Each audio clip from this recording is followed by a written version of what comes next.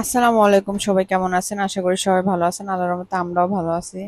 এই তো রান্নার কাজে লেগে গেছি। ইচ্ছে না করলেও তো কাজ করতেই হবে।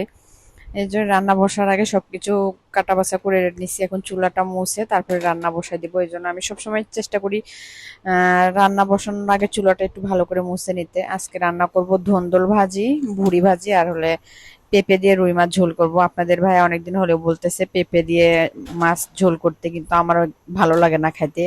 এই জন্য আর করা হয়ে উঠতেছিল না। পরে চিন্তা করলাম আজকে একটু করেই দেই। এই তো চুলায় মাছ ভাজি বসাই দিছি, ওইদিকে ধুন্দুল ভাপ দিয়ে নিব আর কি। কারণ সবজি নিয়ে আসতে বললে আপনাদের ভাই এত পরিমাণে সবজি নিয়ে আসে যে মানে বলার মতো না, মানে নষ্ট হয়ে যাচ্ছে। পরে চিন্তা করলাম তরকারি রান্না করলে তো কেউ খাবে না, ভাজি করি একটু ঝাল দিয়ে। এই জন্য আর কি ভাজি করে ফেলবো। এই তো ভাপ দিয়ে শেষ। পানিটা ঝরে ঠান্ডা পানিতে ধুয়ে পরে ভাজি করব।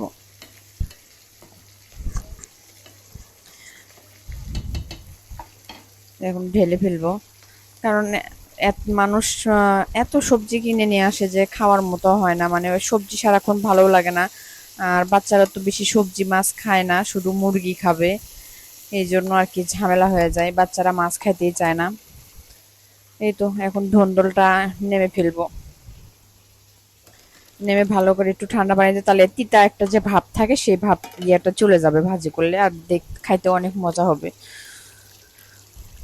এদিকে ওটা ধুয়ে এখন ভুড়িটা বসায় দিচ্ছি, হাত দিয়ে মেখে বসায় দিব, যেহেতু ভুড়ি সিদ্ধ হতে অনেকটা সময় লাগে।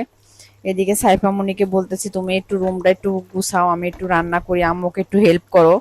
ও বলতেছে আমার ভালো লাগতেছে না, মানে টিভির নেশায় পড়ছে এই জন্য তার ভালো লাগতেছে না, এটা করতেছে।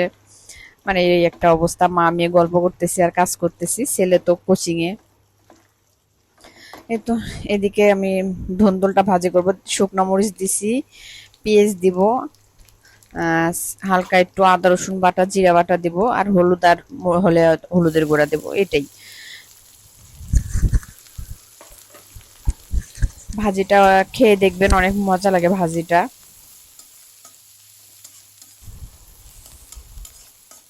তো ভালো করে পেস্টটা ভেজে নিয়ে এখন এই যে আদা রসুন দিয়ে দিচ্ছি।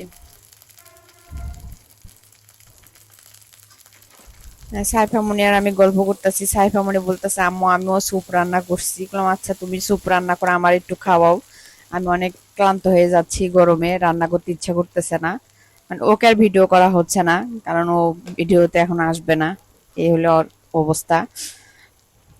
কি করব, বাসার মধ্যে মা ছেলে মেয়ে গল্প করি আর কাজ করি।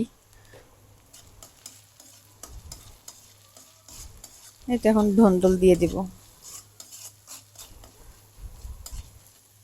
এটা ধুন্দুলটা দিয়ে ভালো করে ভাজি করে নিব। আর পাশের চুলায় ভুড়ি বসায় দিছি।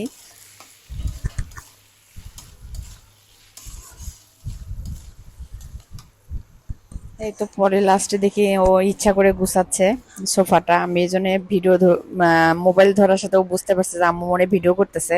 আর আমি বলতেছি আরে না পাগল, আমি ভিডিও করতেছি না, আমি একটু ফোন চেক করতেছি কে মেসেজ দিছে কিনা বা তোমার বাবা ফোন দিছে কিনা। এই তো মাশাল্লাহ আমার মেয়েটা বড় হয়ে যাচ্ছে। এদিকে সে কার্টুন দেখতেছে আর সবকিছু ক্লিন করতেছে। সবাই আমার মেয়েটার জন্য দোয়া করবেন। সে বলতেছে তুমি ভিডিও করতেছো, আমি বুঝতে পারছি। সে এখন লজ্জা পাচ্ছে।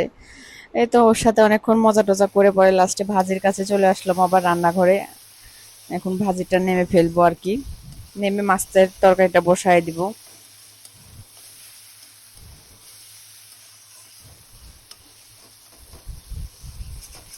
মানে সব কাজে অনেক কষ্ট আছে, যে কোনো কাজ বলা যায় না কেন, সংসারও কষ্ট চাকরিও কষ্ট। এটা এখন মাছের তরকারির জন্য মশলা সব কষে নিছি, এখন দিয়ে দিব। মানে আপনাদের ভাইয়ার অত্যাচারে পাগল হয়ে যাচ্ছে, মানে সে পেঁপের ঝোল খাবে আর কি। আমার আবার ভালো লাগে না এটা খাইতে। পেঁপেটা আমার কাছে একটু ভাজি না হলে ভর্তাটাই ভালো লাগে, তার ঝোল খাইতে ইচ্ছা করছে। এই যে শুধু পেঁপে দিছি অর্ধেক, অর্ধেক আলু আর অর্ধেক বেগুন দিয়ে রান্না করে দিব আপনাদের ভাইয়াকে।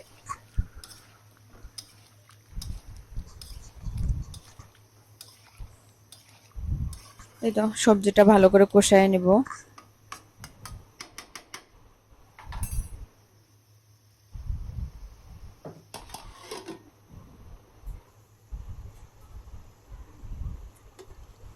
এই যে কষানো প্রায় শেষের দিকে, এখন ঝোল দিয়ে দিব।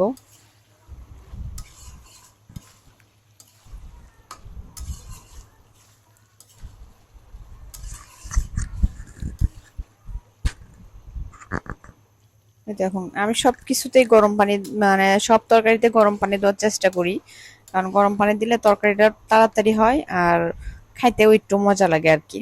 এই জন্য আর কি আমি সবসময় চেষ্টা করি গরম পানি দিতে। এই তো এখন মাছগুলো দিয়ে দিব। দিয়ে এখন ভুড়ি ভাজিটা প্রায় পানিটা শুকায় আসছে, ভুড়িটাও ভাজি করে ফেলবো।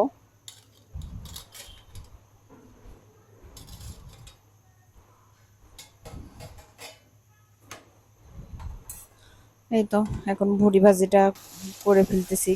আর ভুড়ি ভাজি করতে নিলে কার কেমন হয় জানি না, অবশ্যই আপনি আপনারা কমেন্ট করে জানাবেন যে কেমন ফুটে আর কি, ছিটে একদম পুরা রোম এলোমেল মানে মেখে যায়, এটা হয় কিনা। আমার কাছে হয়, এই জন্য আমি ভয়ে মানে ভুড়ি ভাজি করতে চাই না। পরে লাস্টে আপনাদের ভাইয়াকে দিছি যে তুমি ভুড়ি খাবা, তুমি ভাজো। এই তো ভুড়ি ভাজি শেষ, এখন টেবিলে খাবার নিয়ে আসছে, সবাই এখন খাইতে দেবো। ভিডিওটা আজকে এই পর্যন্ত, সবাই ভালো থাকবেন। আসসালামু আলাইকুম।